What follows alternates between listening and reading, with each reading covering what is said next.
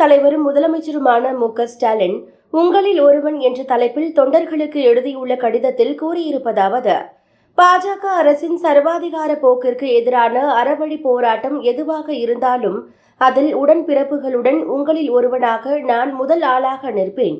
இந்தி திணிப்பை என்றும் எதிர்ப்போம், இன்னுயிர் தமிழை எந்நாளும் காப்போம் என்று அவர் கூறியுள்ளார்.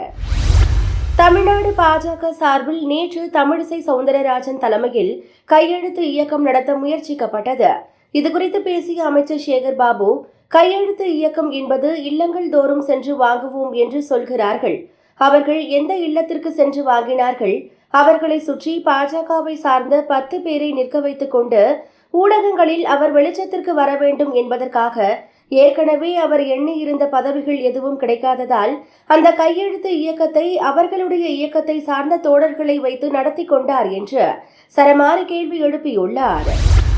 மத்திய அரசு கொண்டு வந்துள்ள தேசிய கல்விக் கொள்கை 2020 படி மும்மொழி பாடத்திட்ட கொள்கையை அனைத்து மாநில அரசுகளும் ஏற்று அமல்படுத்தி வருகிறது. தமிழ்நாடு, கேரளா, மேற்கு வங்காளம் ஆகிய மாநிலங்கள் மும்மொழி கொள்கைக்கு எதிர்ப்பு தெரிவித்து வருகின்றன. இந்நிலையில் இது தொடர்பாக பாஜக வழக்கறிஞர் ஜி.எஸ். மணி சுப்ரீம் கோர்ட்டில் பொதுநல மனு ஒன்றை தாக்கல் செய்துள்ளார். கர்நாடகத்தில் நேற்று அரசு அதிகாரிகளின் வீடு, அலுவலகங்களில் லோக் ஆயுக்தா போலீசார் சோதனை நடத்தியிருந்தனர்.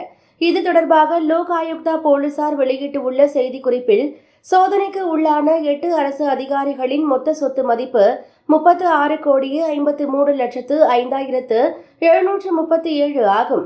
அவர்களது வீடுகளில் இருந்து 64,78,000 ரொக்கம், 3,73,71,000 தங்க வெள்ளி நகைகள் சிக்கியுள்ளது என்று கூறப்பட்டுள்ளது. கனடாவில் இருந்து இறக்குமதி செய்யப்படும் பல்வேறு பொருட்களுக்கு 25% வரி விதிக்கும் நடைமுறையை அதிபர் டொனால்டு டிரம்ப் 1 மாதத்திற்கு ஒத்திவைத்துள்ளார்.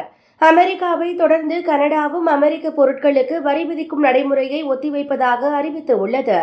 அதன்படி ஏப்ரல் 2ஆம் தேதி வரை அமெரிக்காவில் இருந்து இறக்குமதி செய்யப்படும் பல்வேறு பொருட்களுக்கு அதிக வரி விதிக்கப்படாது என கனடா நாட்டின் நிதித்துறை அமைச்சர் தெரிவித்துள்ளார்.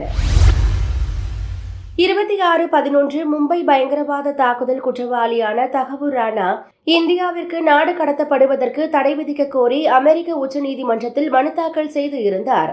இந்த மனுவை விசாரித்த அமெரிக்க உச்சநீதிமன்றம் ராணாவின் கோரிக்கையை அதிரடியாக நிராகரித்தது. இதுகுறித்த மனுவில் அவர் இந்தியாவிற்கு நாடு கடத்தப்பட்டால் துன்புறுத்தலுக்கு ஆளாக வாய்ப்புள்ளதாக குறிப்பிட்டிருந்தார். சாம்பியன்ஸ் கோப்பை கிரிக்கெட்டில் 2வது அரையிறுதியில் நியூசிலாந்து அணி 50 ரன் வித்தியாசத்தில் தென்னாப்பிரிக்காவை வெளியேற்றி 3வது முறையாக இறுதிப் போட்டிக்குள் நுழைந்தது.